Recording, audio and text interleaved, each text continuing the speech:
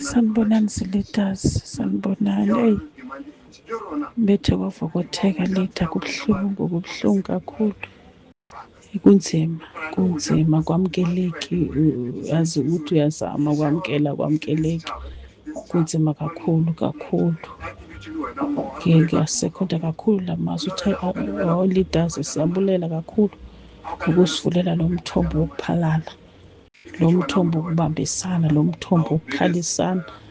Bakwenziwe indlela yaphambili, asikwazi ukuvele sinikele nje kanjalo.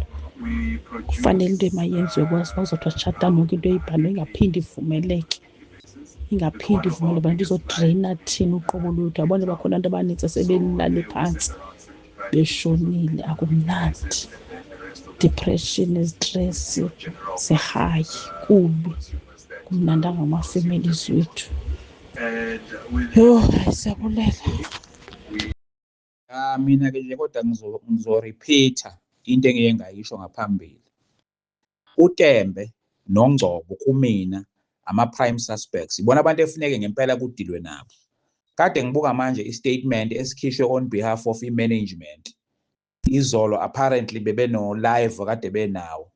So-ke kubhalwa on behalf of uTembe.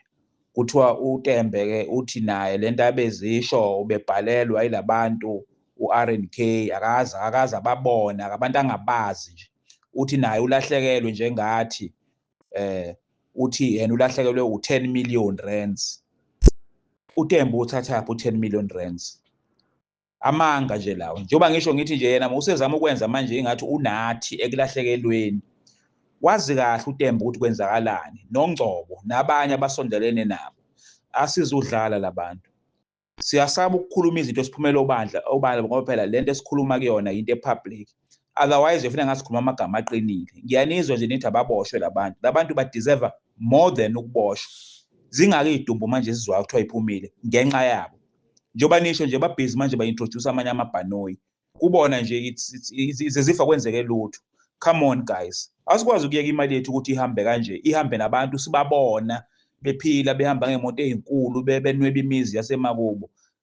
Ngeke, something must be done. And njengoba ngisho ngithi lo Tembe unamanga, usethi nawe ulahlekelwe u10 million rand. Uma efuna sikhole leyo nto akasitshengise i-evidence yemali yakhe lo 10 million rand ewufaka uphuma kwi-account yakhe uzuyongena sibone ukuthi hayi ke mhlambe ke nawe usemanzini njengathi. Udlala ngathi nje.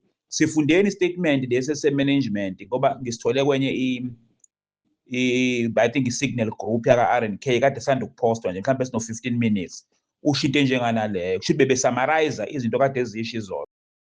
Yabona nje lo mphefumulo okhala ngawo kwabuNgcobo kusho ukuthi yizo imali lezi wafaka imali enkulu manje kwavele kwami inhliziyo mangabe labantu sebebaleka. Labantu banesibindi banesibindi ongakazi uzosibona. Abantu badlala ngathi bathi ibhenki emva kwalokho jikijiki sebeyabaleka. Okubuhlungu ke emagroupini kuvele kulethe entsha kuthiwa hayi into esiyijwayele lezi siyodlala abantu kuze kube nini. Impela nje abafowethu le team esebenza lento ake kusetshenzweni bafowethu kubanje lobuthophololo bokudlalwa ngabantu bethatha imali zabo zokugcina kanti bazodlala abawaka bazodla imali. Abanye abantu mandezile ibhano kuthiwa hayi akusenani vele lento siyijwayele uthi uyezwa sekungena elinye khona la usakhala khona kulethwe elinye kuthiwa nako ngcono.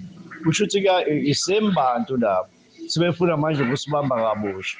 Hayi bafowethu nangala eMgababa wafa umama ufaka iy'moto zakhe wadayisa umuzi wafaka yonke imali yakhe. Babaleka labantu umama wavele wayibulala washiya ingane yihlupheka kabuhlungu wavele wathatha umphefumulo wakhe. So nje labantu RNK badlalile ngathi labantu badlalile ngathi labantu manje sithembe kangaka odude lapho.